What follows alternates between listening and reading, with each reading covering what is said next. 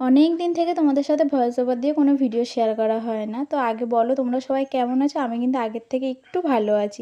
মানে যখন যেমন শরীরটা আর কি দেয়। তো ২-৩ দিন থেকে তো শরীরটা খারাপ ছিল। তাই জন্য কিন্তু তোমাদের সাথে ভিডিও শেয়ার করতে পারিনি। তো সেদিন গপুর জন্মদিনে যে পায়েসটা আর কি বানিয়েছিলাম, আর সকালবেলা শাশুড়িমা বাজার থেকে পাউরুটি নিয়ে এসেছিলো, কোনোটাই আমার খাওয়া হয়নি। তো আমি বলেছিলাম আমারগুলো রেখে দাও, আমি বিকালে খেয়ে নেবো। তো দুপুরবেলা ঘুম থেকে উঠে একটু খিদে পাচ্ছিলো, তো ওই জন্য ফ্রেশ হয়ে এসে আগে ওগুলো খেয়ে নিয়ে তারপরে ২-৩ দিন থেকে যেহেতু শরীরটা খারাপ ছিল, তাই জন্য কিন্তু চুলে তেলও দেওয়া হয়নি, চুলে চিরুনিও করা হয়নি। তো আগে খেয়ে দিয়ে তারপর চুলে ভালোভাবে তেল লাগিয়ে চিরুনি করে চুলটা বেঁধে চলে এসেছি বিছানা গোছাতে। আর এই বিছানাটা যে আমি দিনের বেলা কতবার গোছাই যে কী বলবো।